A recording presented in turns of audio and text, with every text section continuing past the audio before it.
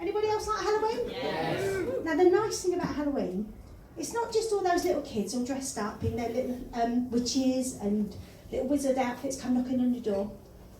It's a few weeks before, all the supermarkets, they sell those lovely bags of mini chocolate bars. You know the little mini Mars bars, the little mini Snickers now. Little bags of Haribos, little packs of Maltesers. And for weeks before, I go to all the supermarkets and I'm filling my trolley with all those bags, especially when they're 3 for 2. And everybody's looking at me and they're thinking, wow, that woman, she's so generous. She's lovely. All the kids on her estate, I bet they love her. I bet she decorates her house, I bet she's got the pumpkin outside and welcomes all the kids and, yeah, fuck off.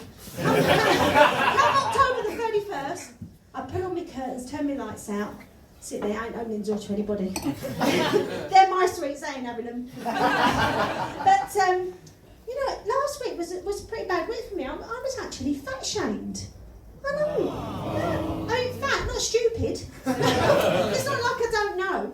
You wouldn't go up to a man, a drunk, sitting on a park bench with his can of special brew and go, excuse me, sir, but don't you think an avocado and ginger smoothie might be a little bit more healthy?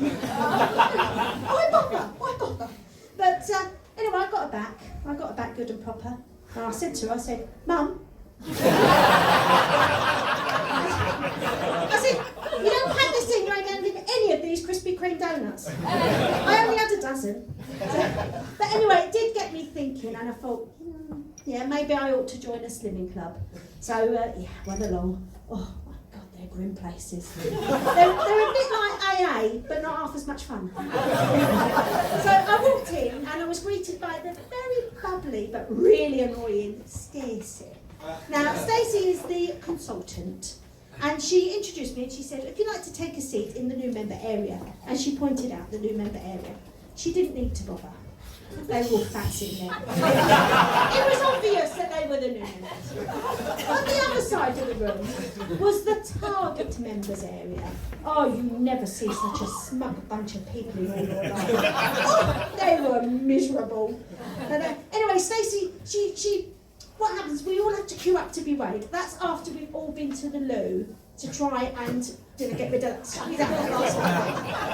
Now, we all queue up, and this is hilarious. People take off everything that they physically can. They're taking off their shoes, their jumpers, their jewellery, their glass eyes, their hearing aids.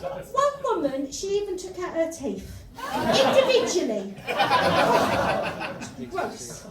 Anyway, so we've all been weighed and then we all sit around pretty much like this. And then the lovely but bubbly Stacey, she comes around and she gives out the announcements of how people have done. And it goes a bit like this. She goes, oh, Karen, well done, Karen. You've had a good week this week and you've lost ½ a pound. And we all give Karen a round of applause.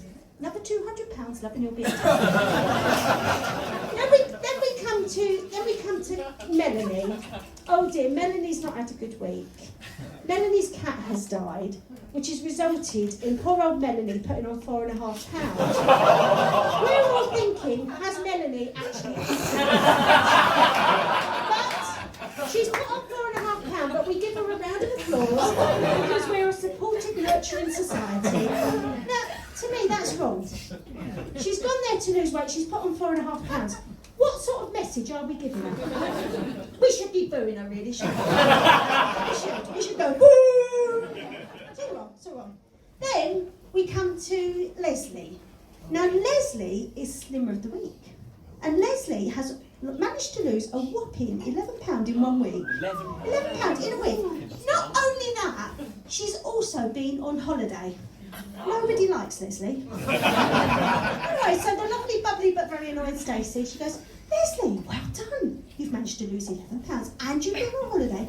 How have you managed that? Turns out she had a dodgy kebab the first night. Woohoo, Slimmer of the Week.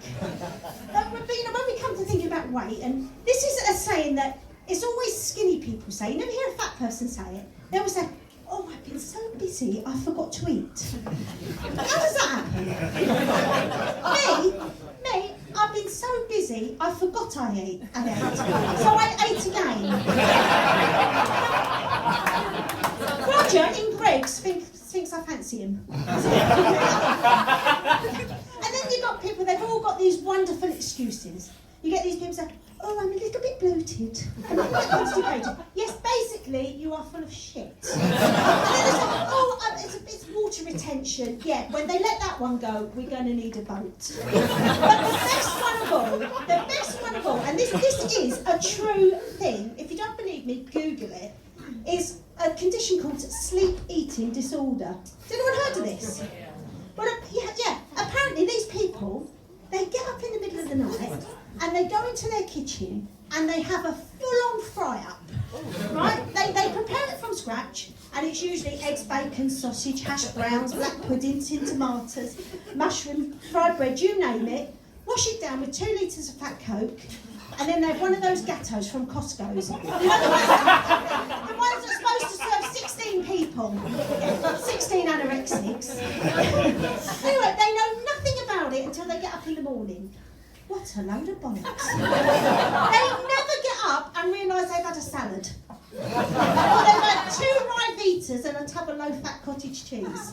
Seriously, if they don't want to eat the food, don't have it in the house. If you've got to have it in the house, I suggest wearing a muzzle to bed. Thank you very much. It will be